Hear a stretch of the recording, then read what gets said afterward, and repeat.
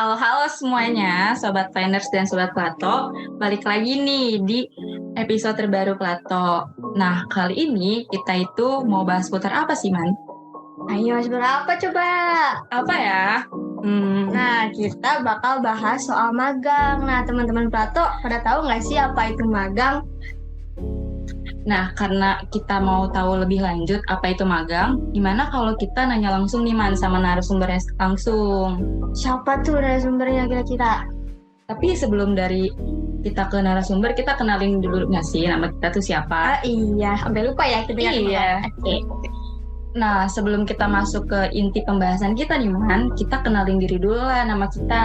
Iya, sampai lupa kita ya, nggak kenalan dulu. Oke.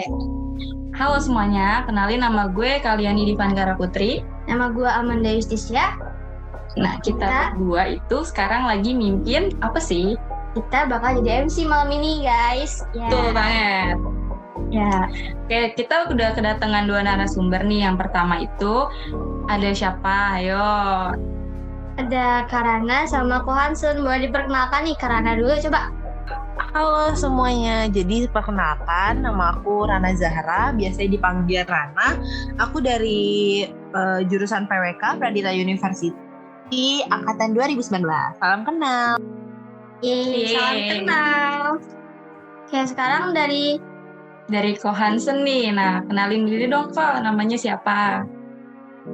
Melanjutkan dari teman saya Rana, perkenalkan semuanya, nama saya Antonius Hansen Karisma, biasa dipanggil dengan nama Hansen. Saya juga berasal dari PWK angkatan 19. Nah, ngomong-ngomong soal magang nih, kita langsung nanya aja nggak sih? Pertanyaan kita ini udah numpuk nih. Yang pertama itu, aku mau nanya nih dari kakak-kakak kita, angkatan 19 itu, yang pertama itu, di dunia magang itu, susah nggak sih sebenarnya kalian tuh cari tempat magang? Mau dari siapa dulu nih? Boleh, dari Hansen dulu coba. Oke, boleh. Iya, dari aku ya. Suaraku jelas kan suaranya?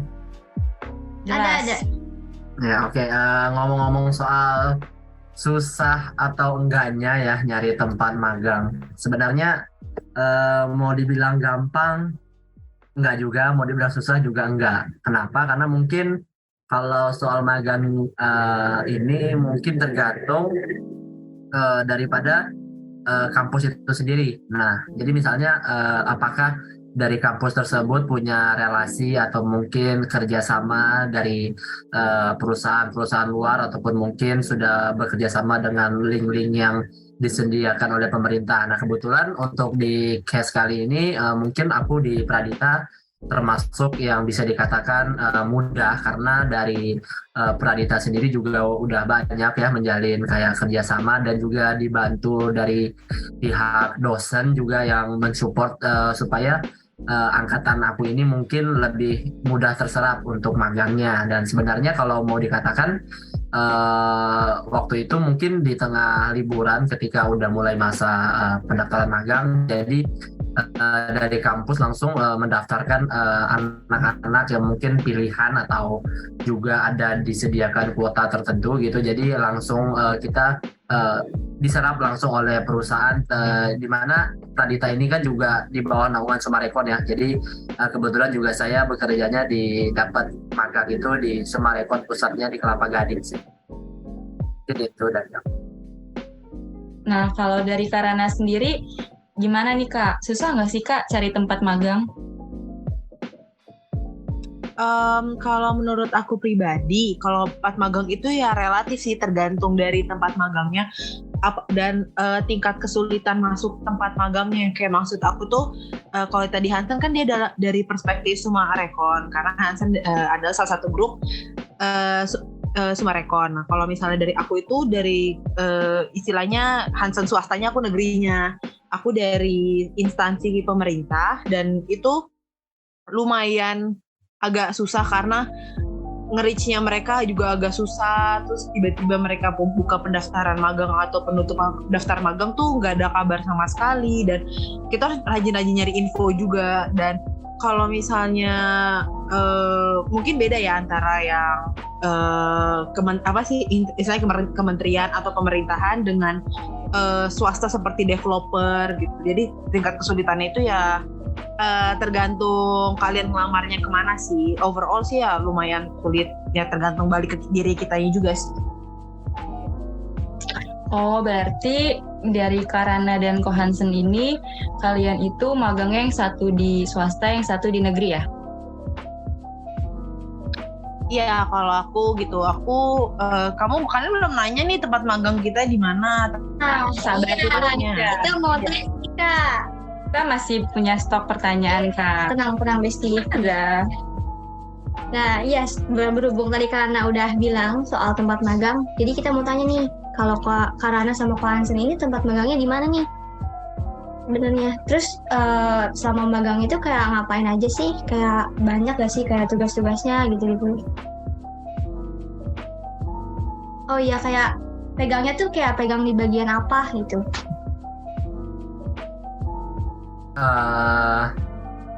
Dari aku dulu ya mungkin ya.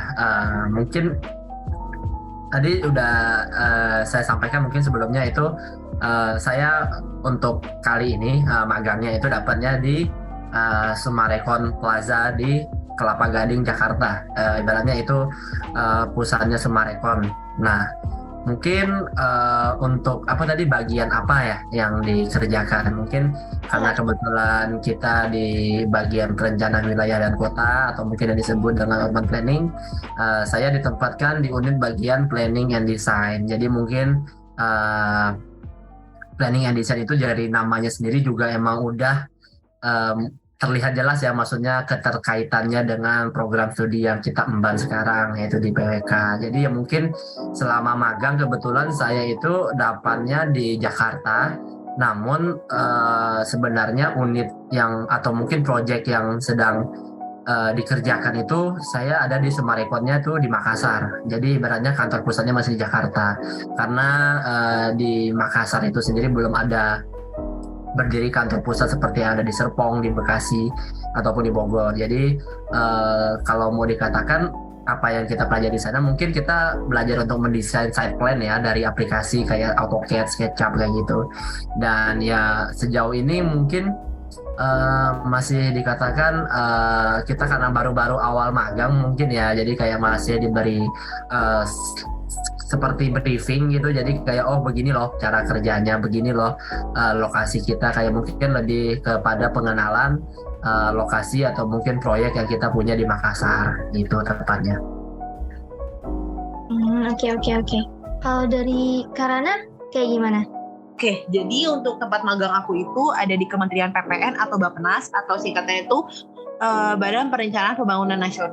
Nah, aku tuh adanya di Deputi Sarana dan Prasarana di Direktorat Perencanaan dan Pengembangan Proyek Infrastruktur Prioritas Nasional atau biasa disebut nama P3IPN.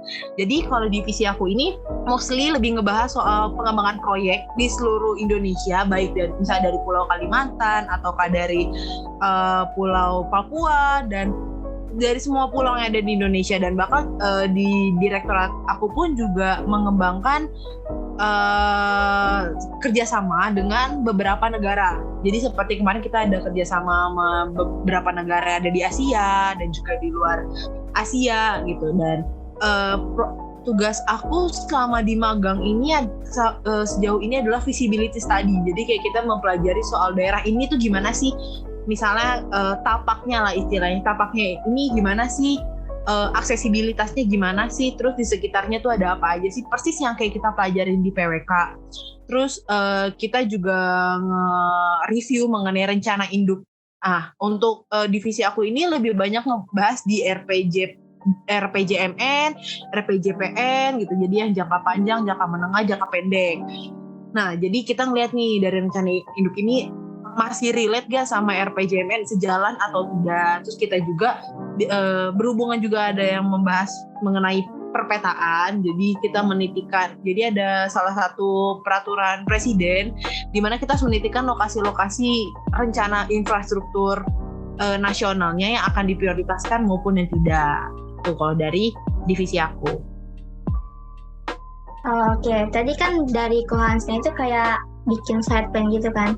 Nah, buat bikin site plan-nya itu nanti kita pilih sendiri kah atau dipilih dari sananya? Atau kayak gimana? Tadi gimana untuk side plan-nya? Itu dipilihin atau buat sendiri apa gimana? Ya itu side plan-nya tuh dipilihin atau kita bisa pilih sendiri. Sebenarnya Ya, mungkin side plan yang diberikan ke kita itu mungkin udah dilihat ya, mungkin udah dipilihin juga dari mungkin mentor lapangan kita lah istilahnya. Jadi namanya kita tempat magang itu nanti kita pasti punya namanya satu kayak HR gitu, terus punya yang namanya mentor yang dimana nanti mentor ini yang akan bertanggung jawab atau mungkin mendampingi kita selama bertugas atau magang di tempat itu. Nah jadi kalau menurut pengalaman aku, kalau yang dari mentor itu memberikan kayak tingkat kesulitannya dari yang paling mudah sampai yang paling sulit gitu. Misalnya dari side plan-nya yang mungkin di dalamnya itu punya banyak kafling yang susah atau kayak banyak banget lah variasi kaflingnya, mulai dari itu kafling 8, 10, 11 gitu, kayak mungkin dia awalnya kasih kita ke yang paling mudah, yang paling sederhana. Jadi kayak dalam bentukan kaflingnya, dalam side plan ini kaflingnya mudah-mudah nih, coba dihitung mungkin untuk side plan A ini itu sellable areanya atau area lahan yang bisa dijualnya presentasinya berapa persen, yang nanti bisa digunakan untuk ruang terbuka hijaunya berapa. Nah nanti kita hitung itu dalam kayak mungkin di datanya dalam Microsoft Excel, kita lihat presentasinya apakah site plan ini yang udah kita rancang dalam AutoCAD ini layak untuk dikerjakan di sana gitu. Jadi kalau misalnya secara keilmuan mungkin untuk dari PWK sendiri, kalau untuk sellable area atau mungkin lahan yang dijual itu minimal dalam satu pengembangan atau dalam satu site plan itu minimal harus 60%. Jadi ketika kita nanti udah dikasih ini site plan-nya, disuruh ngitung, ternyata ketika di data site plan A ini persentase sellable area-nya tidak mencapai 60%, berarti ada yang perlu diubah dalam site plan itu gitu. Jadi mungkin kesannya dari mentor kita itu kasih kita level yang paling mudah sampai yang mungkin benar-benar sulitnya seperti yang ada di lapangan sih. Mungkin kesimpulannya ya dipilihin sih untuk saat ini ya, karena kita kan benar-benar belum yang sematang itu gitu loh untuk dihadapkan dengan project yang mungkin secara realita atau mungkin di kehidupan nyata jauh lebih besar gitu kan. Jadi mungkin kita perlu yang namanya pemanasan dulu sih. Nah, kalau di Kohansen sendiri nih, kan ada yang namanya mentor ya selama magang. Kira-kira kalau di Karana sendiri selama magang itu ada nggak sih mentornya? Aku juga ada mentor kok. Mentornya itu dia yang ngarahin kita ngerjain apa-apanya aja. Misalnya, oh ya nih kamu ngerjain ini aja ya gitu. Aku juga awal pertama kali dikasih kerja itu sama kepala direkturnya, istilahnya kayak direktur si direktoratnya itu. Terus nanti dari hasil itu kita diarahin lagi sama mentor kita yang ngebantu, nanti kalian ngerjain ini ya, terus nanti kalian bikin peta ini ya, kayak nanya progres kita ngapain aja gitu. Dan selama aku magang ini mentornya sih ngebantu aku banget, karena kalau misalnya nggak ada mentor kita nggak tahu ini apa kerjanya ngapain gitu. Nah, ngomong-ngomong soal mentor nih Kak, sama Kak Hansen, kira-kira mentor-mentornya itu pada galak-galak gak sih? Atau pada seru-seru gitu? Kalau so far gitu ya, awal pertama kali magang mungkin karena kita yang mungkin culture shock gitu istilahnya.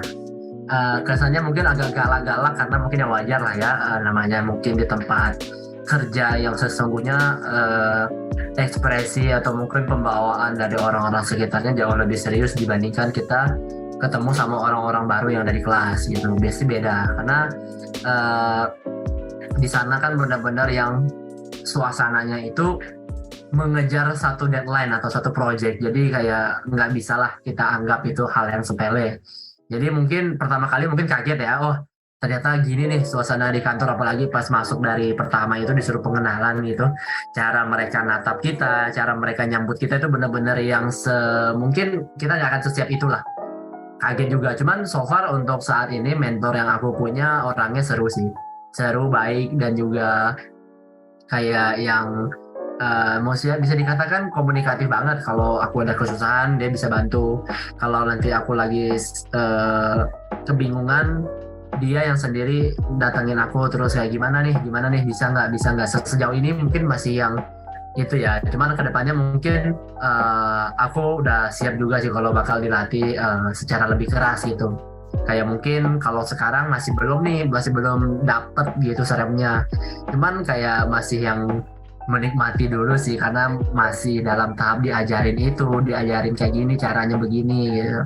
Cuma kita nggak tahu ya untuk kedepannya ya apakah nanti mentor ini bakal nunjukin sikap aslinya ketika dia ada di lapangan atau seperti apa. Cuman kalau mau dibilang mentor yang satu ini oke lah, bisa dikatakan dia baik. Terus aku juga punya Pak Direktur yang satu meja, ibaratnya deket banget dengan meja aku gitu. Itu orangnya ramah, baik gitu. Selama kita juga bisa di kantor itu bersikap sopan gitu ya, saling menghormati lah, berpakaian rapi gitu.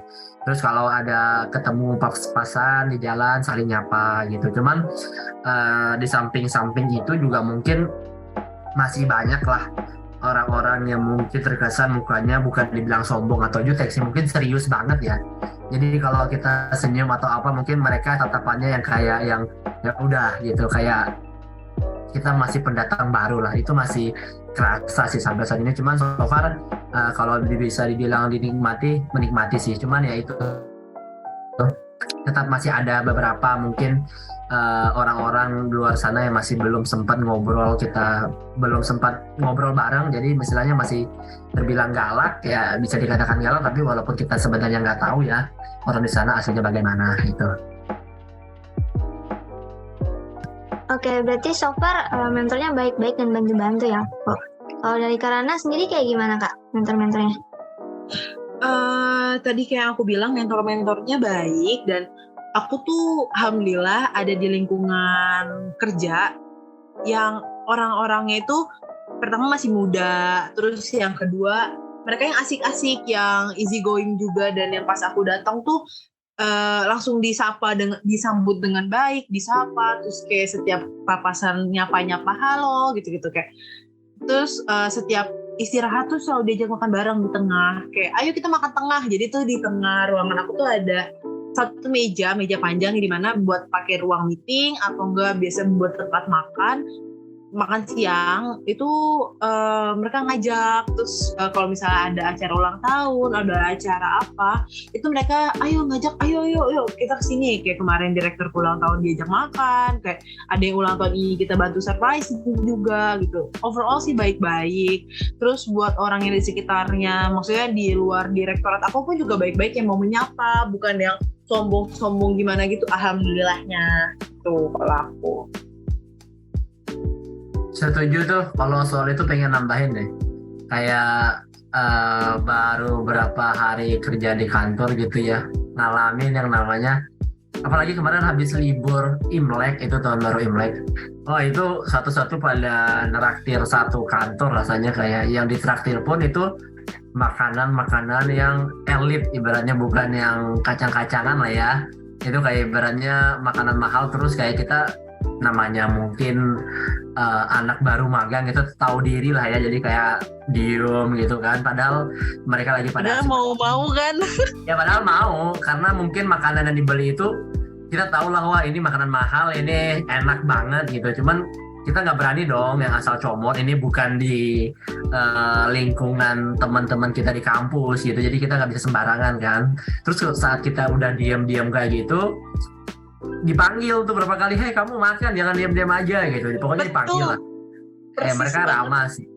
Terus kalau misalnya aku cuma makan satu doang, segitu doang, ambil lagi lah, jangan kayak gitu. Kayak akhirnya kayak dari situ bisa sih nemuin, oh ternyata orang-orang di sini fun juga kok orangnya. Apalagi kalau misalnya kemarin saat aku magang itu udah 2 kali orang yang ibaratnya mungkin beranjak dari tempat aku kerja itu ya, maksudnya kayak farewell ibaratnya. Jadi ketika mereka udah hari H terakhir kerja di situ, akan ada kayak acara, kayak mungkin penutupan, kayak mungkin dibuat acara kecil-kecilan, kayak mereka akan kayak foto, ngumpul semua, diajak foto bareng, terus makannya bareng-bareng, kayak gitu sih lucunya. Iya betul, sama banget Chan, menambahkan dari Hansen. Jadi pas aku sama teman partner magang aku itu satu kampus juga sama aku kan.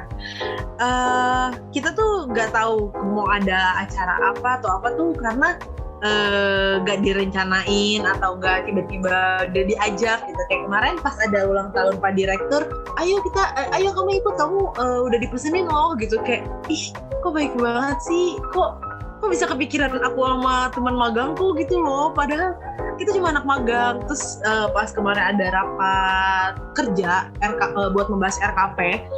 Nah itu tuh kita diajak rapat di sebuah hotel di Jakarta Pusat dan aku kayak terharu itu bukan karena lebay atau gimana, kayak aku masih pada inget anak magang gitu loh.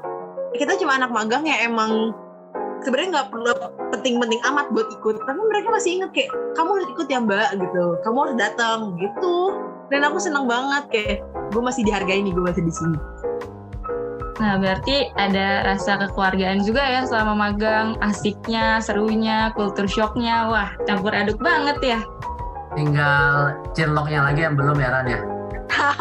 Cinloknya iya sih. Biasanya sih tempat magang-magang itu ada yang cinlok, jadi hati-hati aja sih buat para pendengar juga. Kalau misalnya ada pacarnya nih yang magang, kalian perlu jaga-jaga ya, takutnya tiba-tiba wah ada yang nyomot, kan gak ada yang tahu. Walaupun di sosial media bisa disembunyiin, tapi kita nggak tahu di realitanya ya guys. Ini pengalaman ya. Harus waspada ini ya.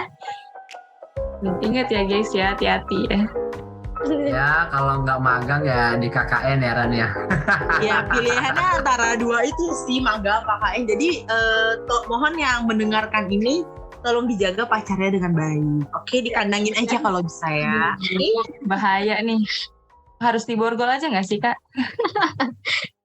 Di ini gak sih dimasukin kardus terus lu bawa kemana-mana, kan kayak asik gitu gak sih? Aduh. Biar ketahuan nih mau kemana-kemananya, ngechat sama siapa. Wah, nih orang deket sama siapa di tempat kerjaan.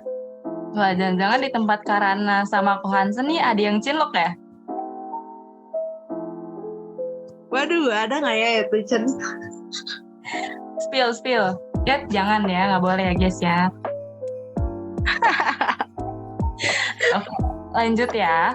Jadi kan dari tadi nih kita udah dengar cerita dari Ko Hansen sama Karana tentang hal-hal yang bikin kaget, hal-hal yang menarik, terus yang bisa kayak merangkul hal kekeluargaan di sana. Nah sekarang nih kira-kira ada nggak sih Kak atau Ko stigma tentang anak magang tuh yang katanya cuma disuruh-suruh aja, itu benar nggak sih?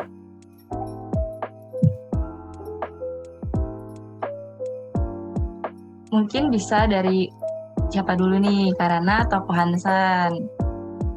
Atau dari kalau dari aku dulu ya mungkin ya. boleh.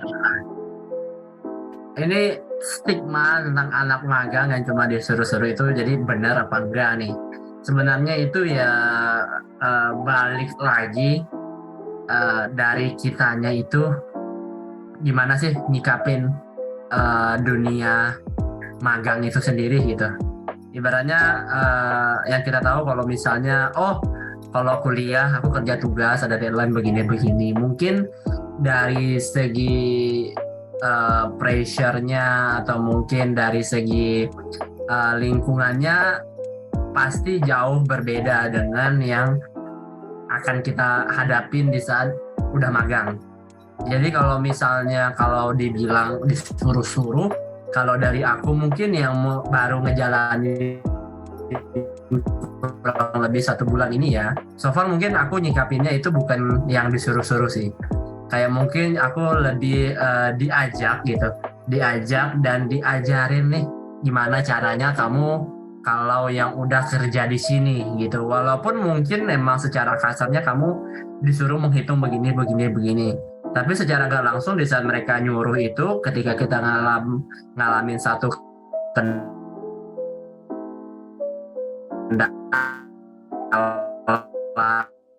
atau satu nanti dari merekanya juga ya begini loh. Kalau aku justru lebih menyikapi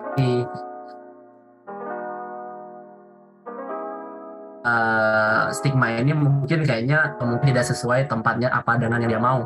Misalnya dia mau magangnya mungkin kayak di pemerintahan, dapatnya di developer di swasta. Dia ada rasa kecewa karena nggak terima di tempat pemerintahan itu, akhirnya selama dia magang, artinya kayak dia tidak menikmati. Jadi apapun yang disuruh oleh mentornya dianggap sebagai satu suruhan belaka doang tanpa ada pemikiran yang lain sih kalau dari aku. Tadi berarti itu balik lagi ya, tergantung anak dan tempatnya ya. Iya, pembawaan diri masing-masing lah ya. Gimana cara kita tuh kalau ngelihat aku dapat tantangan nih disuruh begini, aku nganggapnya itu sebagai suruhan atau mungkin sebagai kayak tantangan supaya aku lebih berkembang gitu. Kalau kamu yang udah awalnya emang nggak suka di tempat itu, mau selembut apapun mentor kamu ngajarin kamu, itu tetap kayak di telinga kamu dengannya sebagai satu suruhan aja. Kalau dari aku ya. Oke, kalau dari Ko Hansen ini itu menurut pandangan kita. Nah, kalau dari Karana sendiri nih, itu gimana Kak untuk menanggapi tentang stigma ini? Stigma tadi ya, menurut aku sih benar kata Hansen. Jadi menurut aku sih, aku setuju sama Hansen karena di tempat magangku sendiri tuh kalau misalnya ada kegiatan kayak rapat sama kementerian atau rapat sama siapapun, aku diajak buat ikut notulensi. Terus misalnya aku lagi ada, mereka ada kerjaan lebih, mereka bukan yang istilahnya bukan membudakkan ya, bukan yang nyuruh-nyuruh aku gitu, enggak, tapi mereka mengajarkan kira-kira kalau di P3 IPN tuh kita bakal belajarnya ini loh, apa yang bakal dipaparin untuk presentasi ke menteri, ke DPRD atau bahkan ke presiden pun ya kayak gini caranya. Jadi nggak sembarangan yang kayak kita pikir simpel ini mah nyari data ini aja mah gampang, itu aslinya susah banget. Waktu itu ada salah satu bahan paparan yang harus aku bantu itu adalah ke bendungan yang ada di Kalimantan Selatan. Di situ tuh datanya itu masih relevan dikit banget karena emang itu baru mau diadakan pembangunan dan juga baru akan dikembangkan lebih lanjut, dan itu tuh nyari datanya masih susah banget. Jadi kalau misalnya orang lihat hasilnya kayak kok ini hasilnya dikit banget, kok ini hasilnya gini-gini, itu sebenarnya nggak semua data itu bisa diakses, nggak semua data itu bisa didapatkan dengan mudah. Jadi kayak ada tantangan-tantangannya gitu loh. Jadi apa yang kita lihat sama apa yang kita cari itu sebenarnya perlu usaha yang lebih gitu dibanding kalau kita sama kuliah kan kayak nyari, coba cari pengertian urban design tuh apa, nah itu di Google mau. Nah kalau misalnya bikin profil lokasi kota Tangerang, kota Jakarta gitu, nah itu kan udah banyak kan, udah secara general orang udah ngebahas itu. Tapi kalau misalnya ini tuh bener-bener banyak banget proyek-proyek baru yang asing di kuping aku gitu. Apalagi lagi banyak proyek yang buat membahas Kalimantan, karena Kalimantan tuh baru dijadikan IKN, jadi itu yang lagi diprioritaskan di divisi aku. Oke, berarti kalau dari Karana sendiri itu gimana cara kita untuk menanggapi tugas-tugas yang diberikan selama magang itu ya Kak ya? Nah, selanjutnya ada pertanyaan apa lagi sih? Nah, jadi kemarin kita tuh ada open question nih di IG-nya Patreon soal plato kita yang episode kali ini. Terus ada nih beberapa pertanyaan dari teman-teman planner kita. Nah, satunya itu dari Dwight Mambu. Kata Dwight ini, bagaimana cara meng-capture hati atasan? Katanya kayak gitu. Coba boleh dijelasin dari Karana dulu kayaknya. Cara nge-capture hati atasan gampang. Asal sikap kita baik, kita sopan, dan kita kalau mereka ajak bercanda kita masih tahu batasan. Terus ya nggak yang istilahnya ngejilat ludah sendiri, itu nggak, harusnya nggak boleh gitu karena ini dunia pekerjaan kan.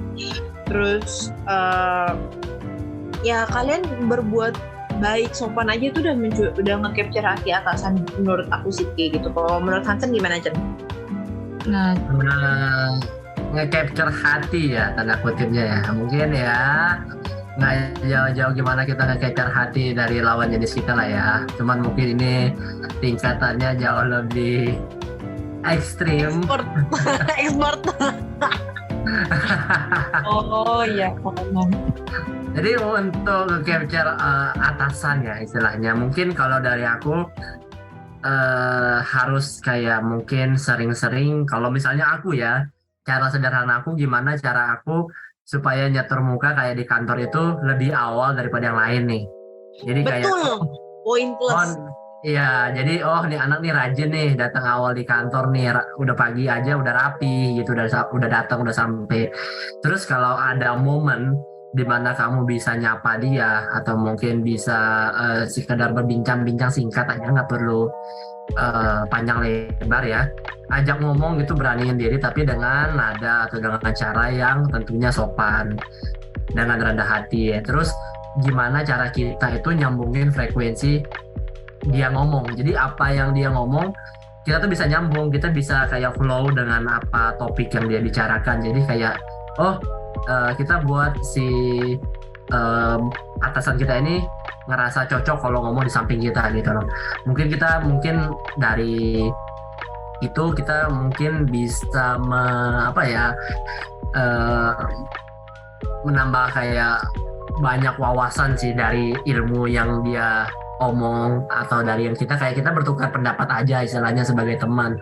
Cuman kalau udah di jam kerja itu udah beda cerita lagi, kayak kita udah mendapatkan diri sebagai atasan dan bawahan itu harus jelas banget lah. Cuman mungkin dari luar jam kerja itu sih yang bisa kita curi-curi kalau mau mengambil hati dari atasan. Oke, berarti kita harus benar-benar bisa ya ambil hatinya dari atasan-atasan kita. Oke, ini ada pertanyaan terakhir nih. Coba kalian nih, dari siapa ini? Nah, kita dapat pertanyaan dari Ana, yaitu apa sih tantangan kalian itu selama kalian magang? Boleh dong dibagiin nih ceritanya ke para pendengar Plato. Wah, aku dulu. Tantangan aku selama magang adalah PP. Betul nggak? Waduh, bikin encok ya, pegal ya. Betul nggak? Lagi kalau macet. Aku merasakan. Itu udah macet tuh udah paling males ya. Itu pas aku hari-hari awal-awal kan aku nggak tahu Kak, kantor aku tuh ada shuttle bus gitu. Aku tuh pergi ke stasiun Tangerang 5:30 pagi. Kayaknya Hansan lebih pagi daripada aku deh. Aku 5:30 pagi ke stasiun Tangerang, dan itu pasti antara duduk kalau nggak berdiri pasti. Nah, abis dari stasiun Tangerang tuh ke Duri, nanti dari Duri lanjut ke Sudirman. Nah, dari Duri ke Sudirman itu enggak sih. Pas kita turun kereta di Duri tuh nggak ngotak banget itu. Orang lari-lari, sampai ada yang ngap, ada yang pingsan. Tuh suka tiap hari ada aja kisahnya. Ada yang pingsan, ada yang tiba-tiba jatuh, kepleset, ada yang masuk eskalator, ada yang masuk peron, ada aja gitu ceritanya. Itu tuh yang kocak tuh di situ. Terus kok pulang aku selalu naik kereta sama naik TJ. Jadi aku pertama naik TJ, nunggu TJ-nya itu tahu nggak? Itu dari depan kantor aku ke halte TJ butuh jarak 300 meter.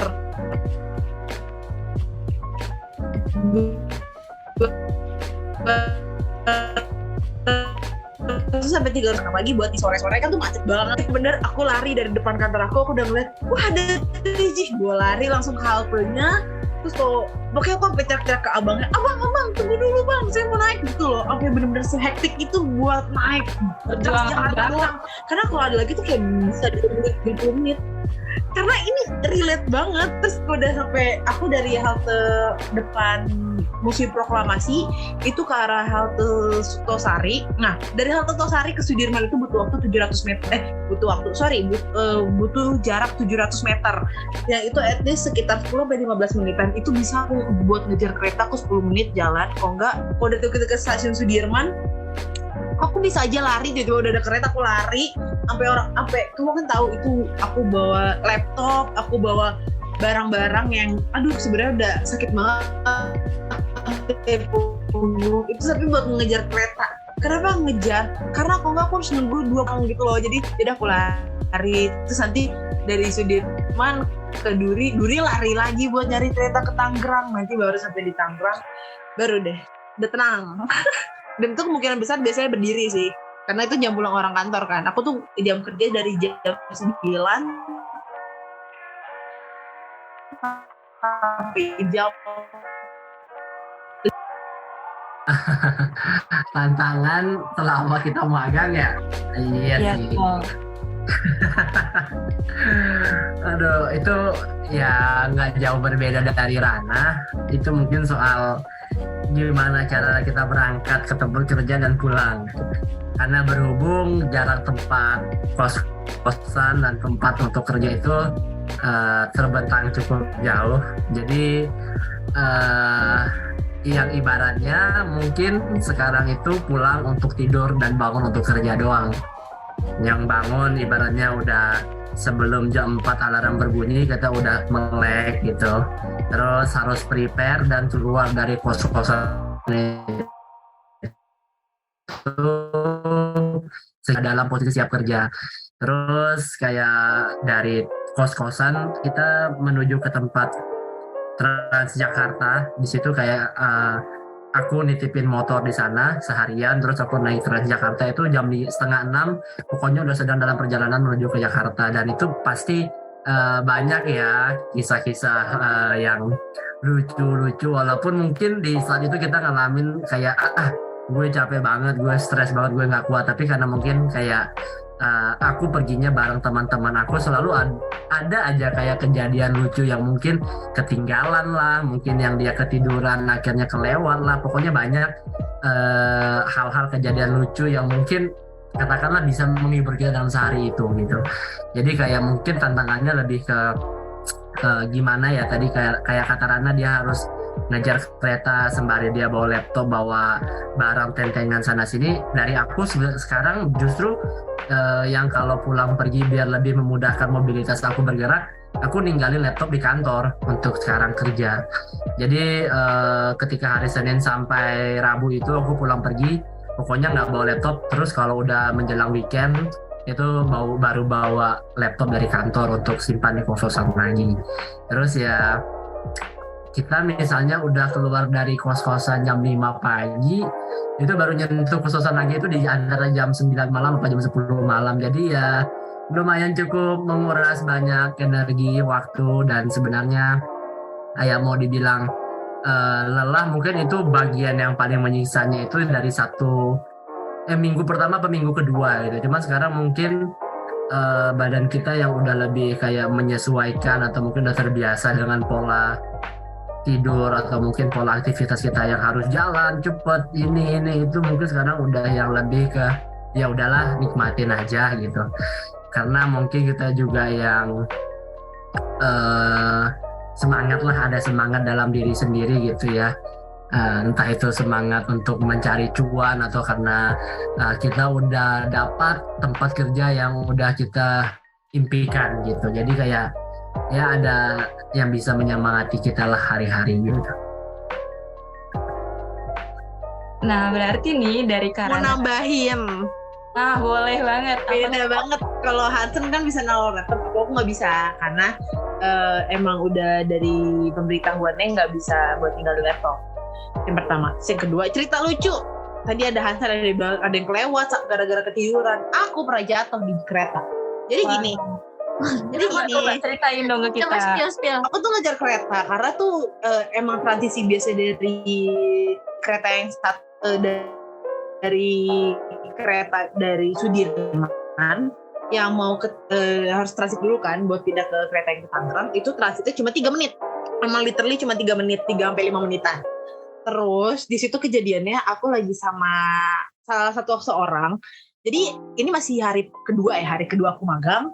Nah, kita sebut aja si cowok. Nah, jadi ceritanya tuh aku lagi lari ke atas eskalator, terus habis itu aku turun lagi.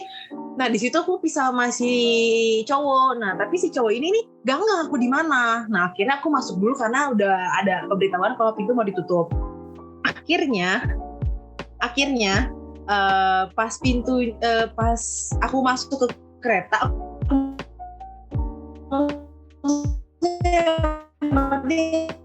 aku masuk kereta dulu, itu ada depan tempat gitu.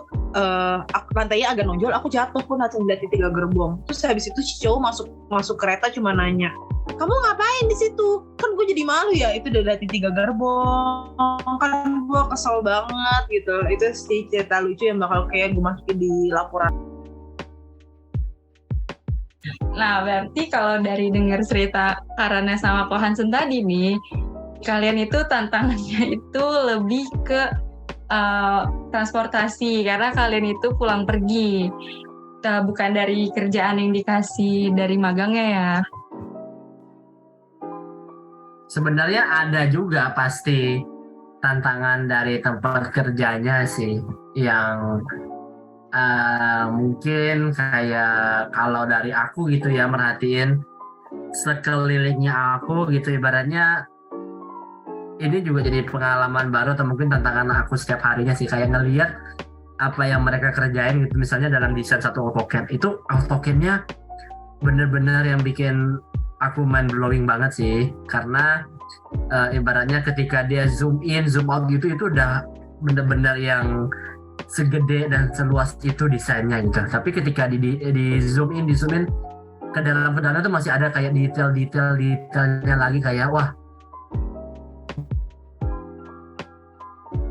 gila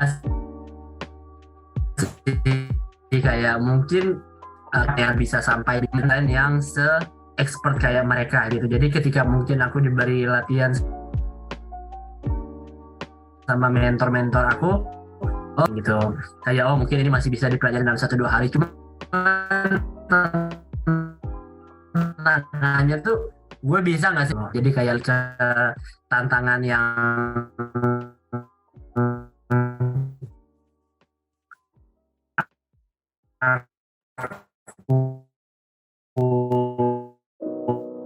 merasakan dalam diri sendiri sih, tantangan sih apa aja karena kayak ibaratnya kok transportasi yang menuju ke arah rute kita pulang itu jarang banget, benar-benar sejarang itu, dan sekalipun ada itu benar-benar kayak ibaratnya di film Train to Busan, ibaratnya kayak zombie, itu benar-benar yang berbaris tumpuk-tumpukan, itu bau badan, bau jigong semua dari orang-orang kerjaan, itu bau bapak-bapak semua ya, itu campur aduk, dan ibaratnya harus desak-desakan segitunya banget lah ibaratnya perjuangan orang kerja di Jakarta. Kayak harus di dalam Transjakartanya lagi yang harusnya dingin jadi panas, bau ketek, bau sana sini, kita kayak harus yang bisa nahan itu semua sih. Bener-bener yang wah gila sih, gini banget ya namanya cari kerja atau bisa cari uang. Harus bersabar dengan kemacetan yang terjadi di sepanjang jalan Jakarta. Belum lagi kita yang udah nahan lapar, tiba-tiba kebelet mau pipis, atau udah nahan apa itu yang ya udah bisa ngebatin doang lah di Transjakarta, ibaratnya begitu sih yang lebih dirasakan setiap hari. Wah, seru banget nih cerita dari Ko Hansen dan Karana selama kalian magang. Nah, berhubung udah jam malam, kita juga rekamannya udah malam, pasti besok kita mau melakukan aktivitas selanjutnya, benar nggak sih, Ma? Iya, betul. Kita besok masih kuliah dan kakak juga pasti besok masih magang kan? Betul banget, Man. Nah, kita juga mau bilang makasih nih ke Ko Hansen sama Karana, karena kalian ini udah meluangkan waktu kalian untuk berbagi cerita kepada Sobat Planners di Plato. Nah, buat Sobat Planners, ditunggu lagi ya di episode selanjutnya. Terima kasih, sampai jumpa. Dadah!